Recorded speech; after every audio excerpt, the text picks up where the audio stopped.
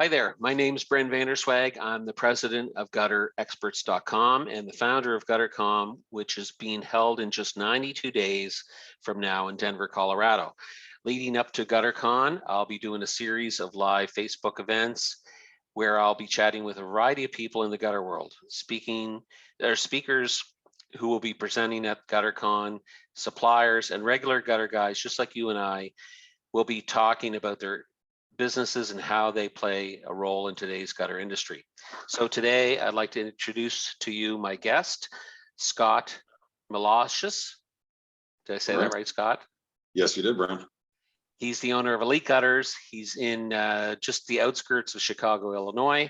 Scott's one of our first registrants for Gutter-Con and an active member of a couple of our Facebook groups on Facebook. So, hey, nice to chat with you finally. We've been trying to get together for the last couple of days. It's been a busy week for both of us, I think.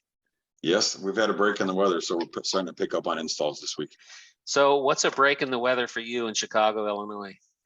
Once we get back in the 30s, typically we'll work if there's snow on the ground. If there's more than a foot of snow on the ground or we're dealing with a lot of ice damming, typically I'll shut the crews down for a while. Production just slows down way too much, and I don't want any of the guys getting hurt.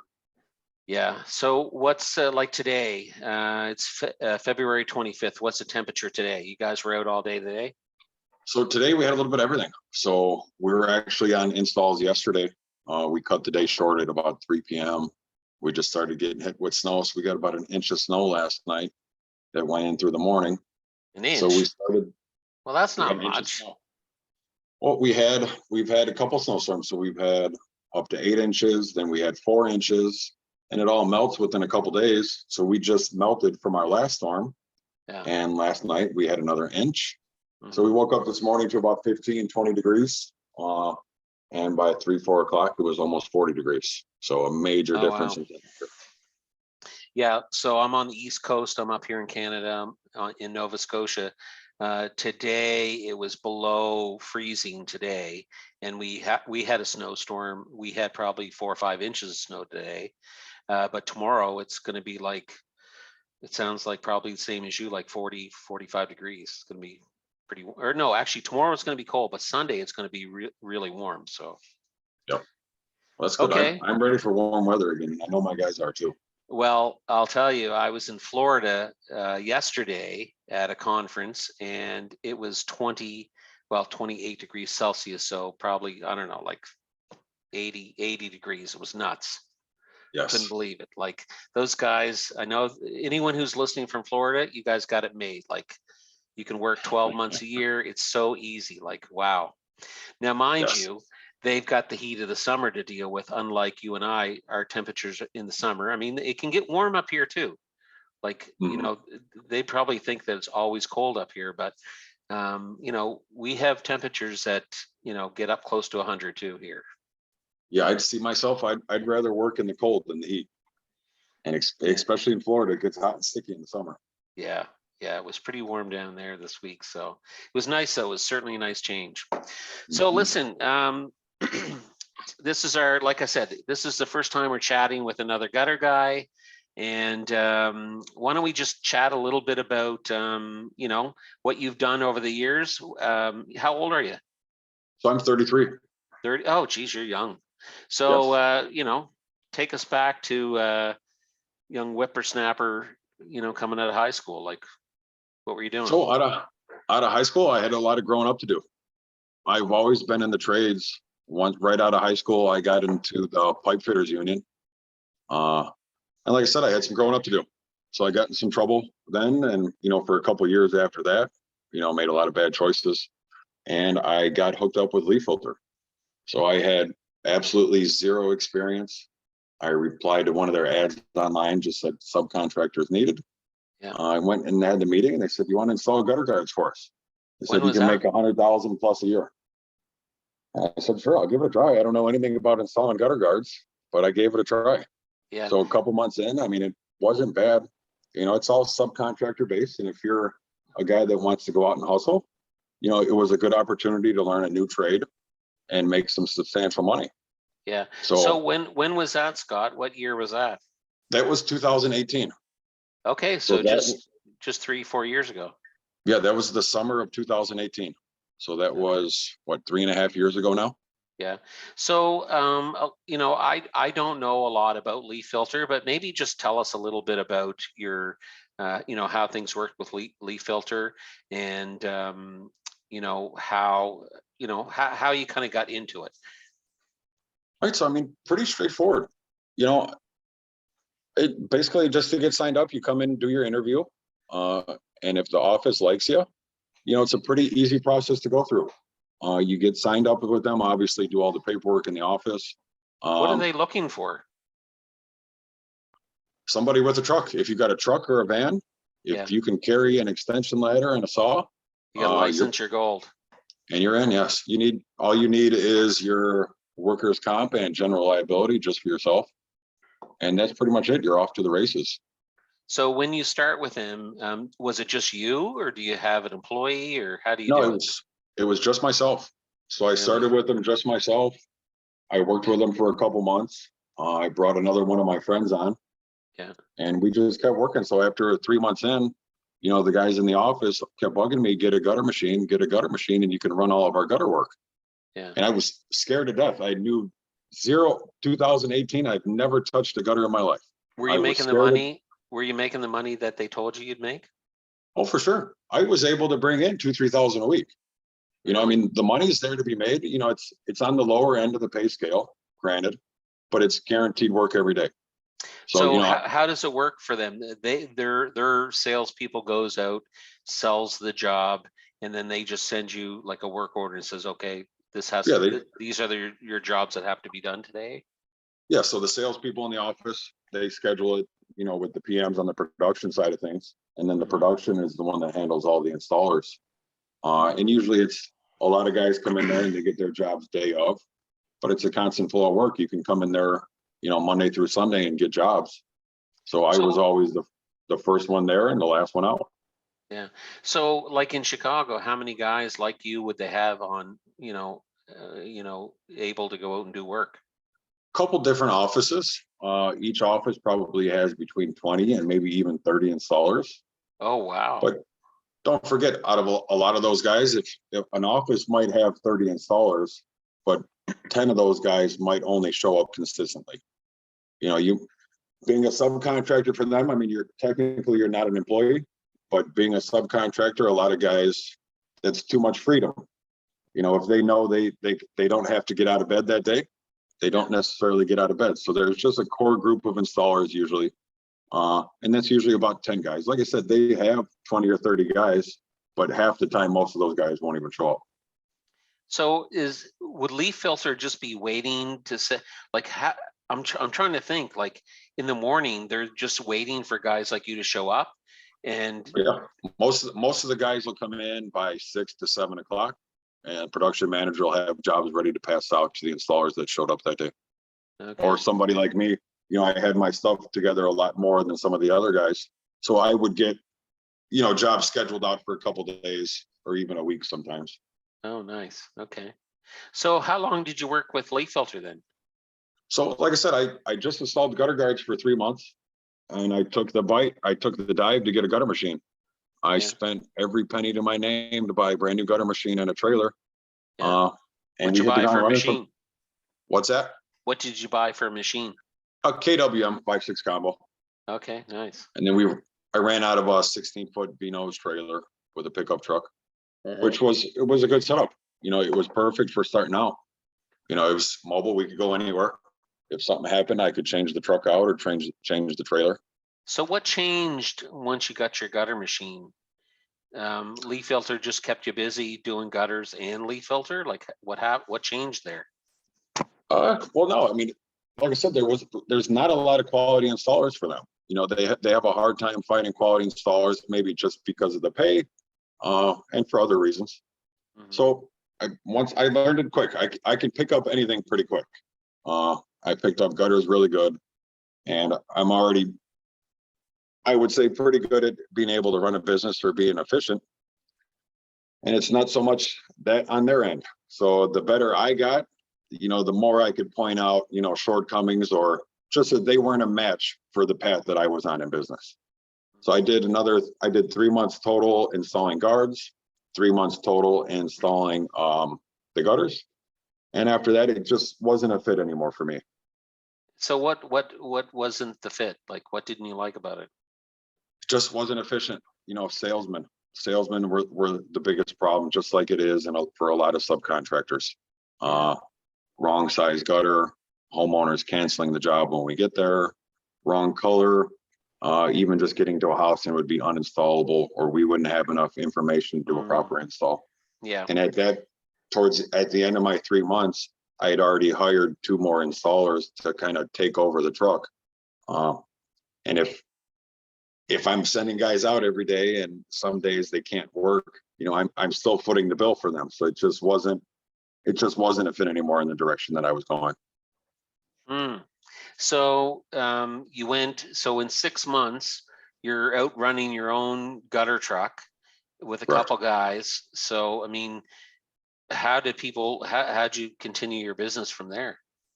So I left them basically with no plan. I wasn't doing any retail sales myself. Wow. I just couldn't take it no more. I said, you know what, I got to leave. I'm going to figure it out tomorrow. Was it really bad for you, or were you just like annoyed? Or was consistently losing money. I could make money 2 or 3 days out of the week. And then the other half of the week, I was losing out. I was paying more out to my installers and material than what I was making from the jobs. So it just wasn't a fit no more. Wow. So like I said, I bit the bullet. I actually walked off a job. I called the office. I said, I've had enough. I'm done. And I'm scared to death because it's a safety net. If you're a subcontractor and you're not doing anything on the retail side direct to homeowners, it's a scary feeling. That was the only contractor I had. But usually I work best under pressure. So I quit them that day. The next day I went online on Google and I called every single roofing company I could find. I probably made 200 calls that day. Wow. And the day after that, I was already going to meet roofing owners and giving them out price lists. So when you did that, so that was your strategy. You were going to go after roofers. That was, for Correct. You, that was the thing to do. Well, because I knew subcontracting, it was safe. It was a safe bet because I still, didn't know anything about SEO. I didn't know anything about marketing. I didn't know anything about how to get myself in front of the homeowner to sell retail. I know I'm efficient. I know if I can meet a good roofing company, a storm restoration company, I know if I can get in front of them, I know that I can sell myself and what we're capable of. And it's easy knowing that you have that safety net, So, I just look at, if you Google gutters in Chicago, there's a lot of gutter guys there. Yes. Oh, for sure. So you get a lot of competition. So what do you think step forward to today? I mean, actually, let's just go back to when you left after those first 6 months. So how long did it take you to, get busy? How many guys did you have on your truck? Still 2 guys and myself. And I was working all the installs with my guys. Within a week, we were full time. Nice. Fortunately for this area, storm restoration and the insurance work is really big. And fortunately, there were some good storm dates. So all the roofers in this area were busy. So within a week. What happens in Chicago? Oh, windy. Wind and hail. Wind and hail. Yeah. Mm-hmm. Okay. Gotcha. So would you mainly work for roofers, or did you start? That was at that point in time at end of 2018, that would have been all that I was with. Yes. Yeah. So how many out of those, 200 calls that you made, like how many roofers did you end up bringing on? I had a core group my first year that I would say subcontracting for roofers. I had a core group of about 5 that fed me consistent work, weekly. Yeah. I had more than that, but I caught on quick. I had some really good companies that I had to let go of some other companies because it just slowed down too much. Somebody gets wind that there's a good gutter guy around, everybody wants to use you. And it's not possible to work with 10 roofers. Somebody's going to fall, or not fall, I should say. just can't give them the time, or I'm scheduling their jobs too far out. So if Yeah. I get a core of good 5 roofers, Yeah. that seemed like it was the sweet spot. So pricing wise, you know, when you're working for roofers, are they paying pretty good? It's all on yourself. You know, I think at that time I was selling for $4 or $4.50 a foot for 5-inch gutters, Yeah. which may have been a little bit below industry standard at that time. Yeah. But I didn't know any better. Do you I think was still do you think that's why you got the work? Because you were probably the lower priced? part of it, but also I'm personable. So I wasn't only selling, the roofers and the insurance guys. I wasn't just selling them a gutter price. Mhm. I was, for us, I still use a couple of contractors now. I'm giving more than just gutters. Basically, if I'm working for a roofer, I'm their project manager, I'm their salesperson at the end. I'm the last trade that those homeowners see. So when me and my crew show up and we greet them just like I sold the job, and we do a walkthrough with them at the end, we take proper pictures, we identify issues that the roofers or another trade may have done there. I mean, that's pretty invaluable to a lot of roofing companies, especially some of the bigger companies where all that small stuff falls through the cracks. So I wasn't only just selling gutters, I was selling an experience to them, just like I do to homeowners now. Okay, gotcha. So, so from back then, when you really that first week, you said you were busy the first week. I mean, how has it grown since then? I mean, it's grown a lot. So we started off with just me and my friend at that time. Now I have 6 installers, 3 gutter machines. I have a decent sized shop. I'm actually looking to build my own shop space right now. We've just kind of outgrown where we at. And plus, with it being leased, I'm just at a point now, where the business needs its own space. So do you do anything with leaf filter anymore or nothing? No, nothing. No. So do you do anything with gutter protection? What do you use for gutter protection? So yes, a lot of our jobs are gutter protection. I like using Leaf Blaster from Gutter Glove. Yep. Awesome product, very installer friendly. I've had almost 0 callbacks, 0 service calls on it. It just doesn't get any better than that, in my opinion. Yeah. There's obviously no perfect gutter guard, but I found very few flaws with it. So how many how many guys are you competing against up there? Nobody, in my opinion. No? Geez, that's here's the thing.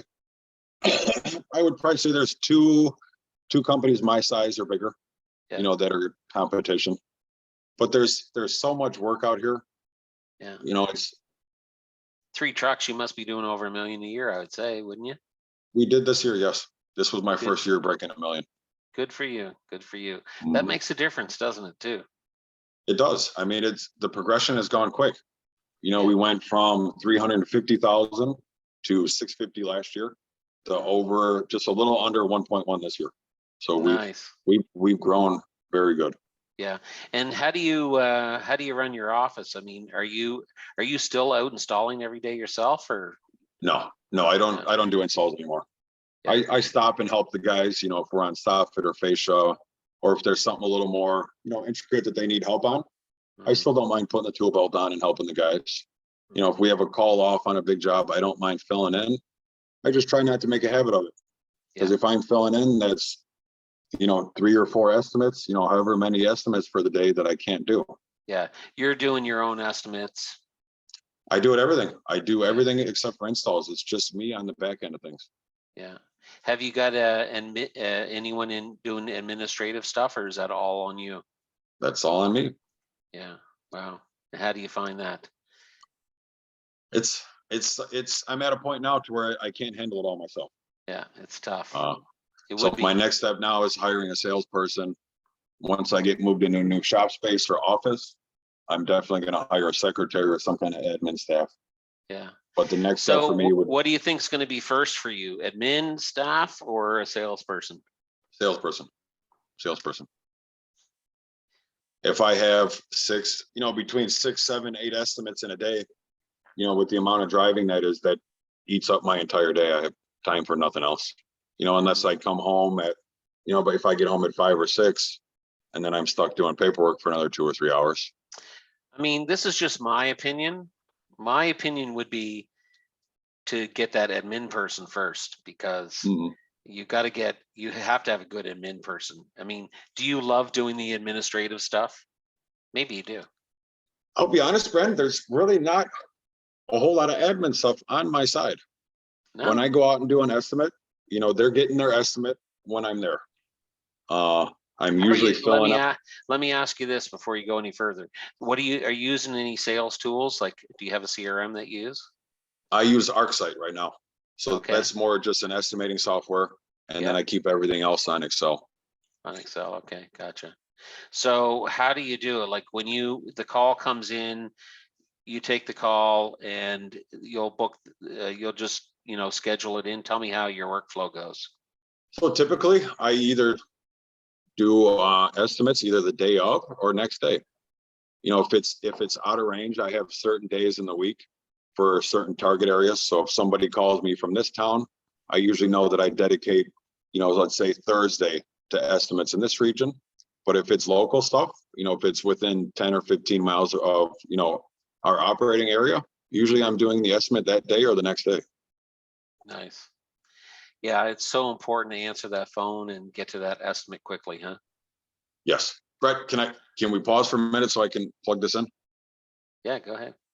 Thank you. Sorry, buddy. No problem.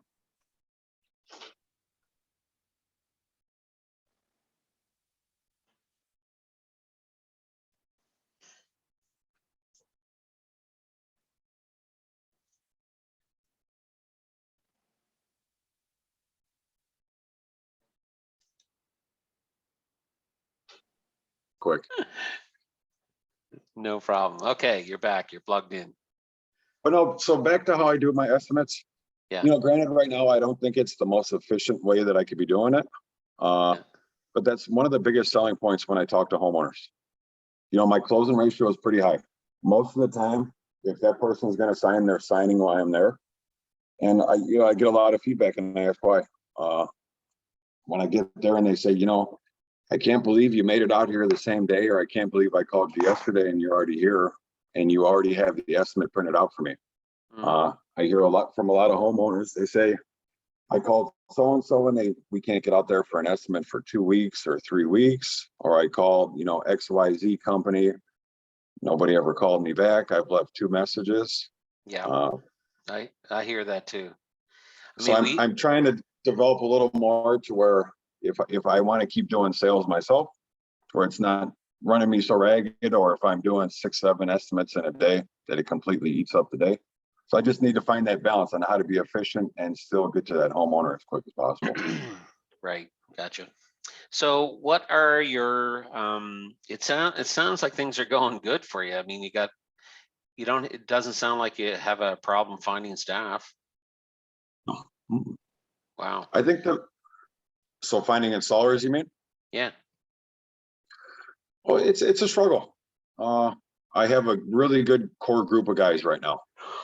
And I've kind of learned, so when I first started off, my thing was I need to find experienced gutter guys. I need to find experienced gutter guys. I need to find them. Nope. And either one, I couldn't find them, or 2, the guys that I would find, just aren't the kind of guys that I want on my team. Yeah. So I'm fortunate I found one guy that he's really good, and a couple other guys that have been with me from the start, that we've all kind of developed our own system. Mm-hmm. And so now when I look to hire somebody, I prefer them to have 0 gutter experience whatsoever. I'm with you there too. Train them the way you want them trained, right? Yes. If you can read a tape measure, that's about the only prerequisite that I have to come work. And you know what? Even if you can't read a tape measure, we'll teach you how to read a tape measure pretty quick. Yes. Yes. Right? Yeah, I totally agree with you. I used to look for guys that were in the business, and yeah, I totally agree with you there. To find someone fresh and that wants to learn, and I guess the other thing too is when someone's coming to you is that they expect, if they're making this much here, they want this much more if they're going to come work for you. So if you get someone fresh, you've got room to work with them and show them, oh, well, this is where you could be in a few months, right? Yes. And I show it. If I start somebody off at 15 or 20 bucks an hour and they can show they're worth it, I mean, I'm already giving raises within a couple of weeks, within a month, just to show that I'm committed if you really want to learn this as well. Yeah. How do you pay your people? By the hour, or do you do piecework? Hourly. Okay. Have you ever And that's done something I struggle piecework? with. What's that? Have you ever done any piecework or performance pay? I'm thinking of switching to it. Yeah. For me, I just think it's a double-edged sword. So I do a lot. We do stuff where I think it would be hard to pay piecework. Say soffit and fascia, for instance. Yeah, I know. We're starting to do a lot more of that. So I think that would be something hard to pay out on piecework. Or if I was paying piecework out on it with the amount of time it takes my guys to do it, I think it would be a major pay cut for that. So yeah, it's kind of a double-edged sword, and I would like it because I know what every job I sell, I know what my labor price is going to be. But at the same time, I don't know if that would incentivize crews to go too fast, and that I would end up having too many service issues. Yeah, I know. So I get how it goes. I've been, an employee for somebody else. I don't think my guys take advantage of me by any means. But I know there's days where, jobs could have gotten done quicker, that not everybody is hustling as hard as they can. But if I have to eat a couple extra hours on this job or, a few days out of the week, I'm not too worried about it because I don't want them coming in and hating their job. I don't want them coming in and it to be a slave driver, so to speak. I trust them to get the job done, as fast as they can. But at the same time, I want them to enjoy their job and not be burned out. Yeah, I think the same way as you, man, for sure. Mm-hmm. So what are your struggles today? Like, moving forward, like what's 2022 looking at? I think the biggest thing that I need to do now is jump on a CRM. Right now I'm using, what's that? Have you been looking at any? Yeah, I've been looking at Jobber. Yeah. And I've looked at a few other ones. I think Jobber is in the contender right now. Mm-hmm. I kind of like Job Nimbus and AccuLinks, but there's just so much extra stuff on there that I don't really need. So yeah, I think Jobber is the one that we're coming up to now. Mm-hmm. And so for 2022, you said you were just breaking 1.1, was it, or 1.2? Yes. So no, what do you just under 1.1? What are you hoping for this year, you think? I'd be happy with $1.5 million. Yeah. I'd be very happy with that. Because here's the thing. My numbers are going up, but the amount of jobs that I'm doing is going down. I think the year before last year, we did 600 installs. And this year we were just under 400. So your price per job's going up. Yes. And what do you attribute that to? Well, this year was mostly all retail work. I used about 2 contractors, and that's the core group of contractors that I use. The year before, it was mostly all contractors, almost 0 retail. Wow. So what percentage more would you say is when you're working for a residential homeowner? Almost double. Almost double. Mm-hmm. So did you have to say to some of your contractors, I'm not working anymore, or did they just kind of go away? No, I'm all about being transparent. I don't want to burn a bridge because I may develop more crews in the future. And even some, these guys took care of me. They helped me grow my business. So honesty is the best policy, and that's what I've learned to work with these guys. If I call them, in the wintertime and I say, hey, sorry, Joe. And, this year I'm going in a different direction. I'm going more retail based. And pretty much everybody that I told that to supported it, because they saw what kind of contractor I am. Somebody like me, I think, is a fit only for so long being a subcontractor. Mm-hmm. If that makes sense. I'll tell you, in our business, we used to do quite a bit of contractor work too, and we just started moving away from that, and it was tough to say, you know what, we're not going to do that contractor work anymore, because it was what you could count on every month, right? Like you always knew that this builder would have, 3 or 4 homes and this builder would have 2 or 3. I mean, it was something to count on, but at the end of the day, you're waiting for your money.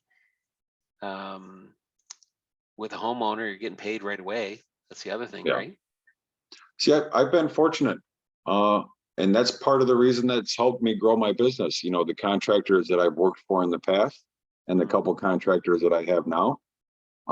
If you work with me, you almost have no choice but to be my friend. I don't mind calling you 2 or 3 times a day to talk about jobs, to follow up with the last job we did and to ask questions on how to grow my business. So most of the roofers that I worked for were very successful. And I found that they don't mind helping somebody else out. So I was always trying to go to lunch, which I still do, and asking questions. So it was, I liked it. It helped benefit me a lot. Yeah. So you said you were doing a lot of soffit and fascia work. Would you say that what percentage of your business is that compared to gutters? Not a lot. No, No? I'd probably say 10%. Oh, okay. So not that much. No, I tend to try and price myself out of it when I can. Oh yeah, you'd rather not do it. I pick and choose. Here's the way I think. If I'm doing a soffit and fascia job, that may take my guys 2 days, 3 days, whereas they could have done 6 gutter jobs in that amount of time. I know.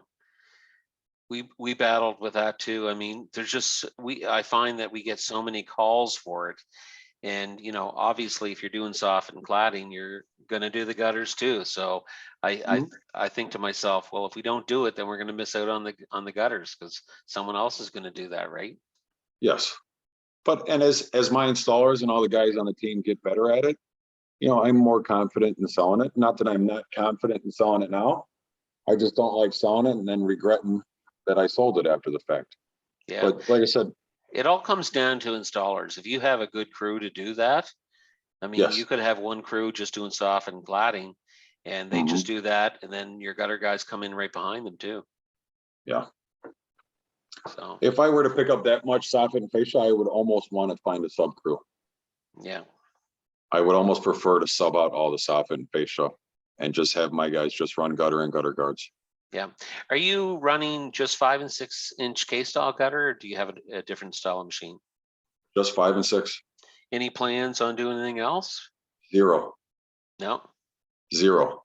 No. Here's the thing. I want to keep it simple. I want to keep it very simple. I know what kind of market there is here for 5 and 6 inch gutters. Keep it simple. I don't want a whole lot of moving parts. I know what kind of money can be made in 5 and 6 inch gutter. I don't need 12 machines. I don't need, fancy profile machines. I respect the heck out of guys that do that. I'm just fortunate. I don't need to go out and venture that. There's so much work that's 5 and 6 inch. Why disturb things? Yeah. And I can keep growing just doing 5 and 6 inch gutter. Yeah. Nice. Now, maybe some people argue that, but in my market, it's working out well. Yeah. Well, Chicago's how many people in Chicago in the area? Like millions. Just my time. I mean, it's all metropolitan area, coming from Chicago to where I'm at. The town I live in, it's 100,000+. The town next door is the same. Yeah. So you got the population base. Yes. Yeah. Cool. How about you? Do you guys run anything besides 5 and 6? Yeah, I have a 6 inch half round machine and I got a 6 inch box gutter machine too. And I want to buy a 7 inch commercial machine. That's what I want to do. Yeah. But price tag, it's pretty big. I was really wanting to order a 7 inch machine and pick it up at Gutter-Con, but didn't pull the trigger. How did that work? Didn't pull the trigger. No. It's crazy how much money it is. It's a hard thing to justify, but I'm going to have one day. It'll be a year or two, maybe. Do you get a lot of requests for it, or do you just have a lot of instances where it would be proper to upsell? I just think that there's a lot of work. I just think that there is a market for it. I wouldn't say we get a lot of calls for it, but I am thinking about buying a 6-7 inch combo K-style machine. I'll say that. I think there's a market for 7-inch.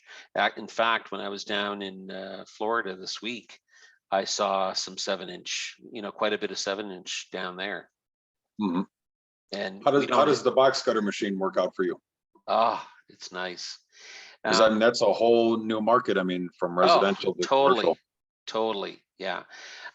We're actually trying to get out of, I shouldn't say get out of K-style, because I mean, that is what we mainly do, but we're trying to separate us from other guys. So everyone sells 5-inch gutters, and a lot of the guys sell 6-inch too. So we're just trying to do some things that are a little bit different. So we'd really like to focus on the half round and the box cutter. The box And cutters obviously, is becoming very popular. It's very modern looking. and a lot better margins on those jobs for you. Yes. And it's the same material. I mean, the same gutter material. Now, the only Yes. thing I would say about half round and box gutters are the accessories. Mhm. It's hard to find the accessories. So where we are, like you got to bring everything in. So I mean, I would say in Chicago, you could probably buy just about anything you need there. You've got classic It's starting gutters. to be hit or miss. Classic gutters is where they're in Michigan. They're in Michigan. They do the radius gutters. Yeah, so you're pretty close to Michigan, aren't you? I think they were 6 or 7 hours from where I'm at. I'm not sure. Well, I actually did an order with them over the summer. We installed our first radius cutter from them. oh yeah. Well, they do a lot of half round stuff too, right? Mhm. Yeah. Yeah, they were an awesome company to deal with. I think start to finish, we had our gutter sections within 5 or 6 weeks. Oh, lucky. Yeah. Mhm. I don't know if that's still the case now from them. Yeah. So moving forward, what's your what's the highlight for 2022, you think? 2022, get a shop built. That's the Yeah. goal for this year. So get moved into a shop, and just work on developing better systems. Yeah. Just better systems for the installers, and getting that squared away. Obviously the salesperson, I bought another pickup truck to put a salesperson in. I'm waiting to get that wrapped now. How are you going to look for a salesperson? Ads and marketing. Yeah. So I'm going to post some ads on Facebook. I have some friends that have some sales experience that I may give a try. Yeah. And we'll go from there. Yeah. I don't necessarily want somebody that's sold gutters before, and it may be hard to find that. I just want somebody personable. I don't want two salesmen. Yeah. If I can teach them as much as I can about gutters and give them a good pay plan, I think that would work well. We'll see. Yeah. How about for you? How are you going to pay them? I'm thinking 10% off the top. 10%. So how would you do that? Like if you're doing 1.5 a year organically without your salesperson, how are you going to do that? What do you mean? I mean, if he goes out and prices let's say $1 million worth of work, you're just going to pay him 10% and give him $100,000 a year. Sure, why not? No, I'm just asking. Yeah. Oh yeah, sorry. I definitely so. I'm all about paying somebody what they're worth. Let me ask you this: if you were a salesman, would you be happy with a pay structure like that, with that amount of work?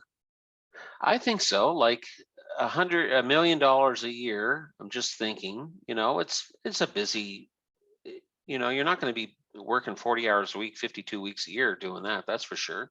No. I mean, that should be a pretty good job for someone. Yes. Maybe I'll come work for you. Maybe I'll apply. Send me an application. You're already hired, Brent. No, but I think what I plan to do, I'd like to maybe pay them $500 a week for their first month. Yeah. Probably starting in middle of March, middle of next month, beginning of April. Pay them $500 a week. Get them started. Try to stick them on an install crew for a week or two and just shadow, maybe just a week, and then do another 2 or 3 weeks in the truck with me. Yeah. So if you get an installer, salesperson, what are you going to do? I'm still going to sell. Yeah, you're going to sell too. I mean, I'm to the point now. I've started working with Mr. Pipeline. This is my second year. I saw that. Yeah, I actually met him. Met him this week in Florida. Mhm. He was speaking at the conference I was at. With what they're doing for my SEO and the Google AdWords, it was to the point last year where I almost couldn't handle all the estimates when we were in the heat of summer. Nice. So maybe just chat a little bit about that. So, how did you start with him? You said a couple years ago? Yeah, I believe it was 2 years ago. I Yep. seen they had a post on the gutter installers group. Yep. You know, and I knew that I was even getting tired of the subcontracting from roofers, just because I knew how much money there was if I could get direct to homeowners. Mm-hmm. So I kind of just tiptoed my feet in. I think I played with Google AdWords, you know, the first couple months.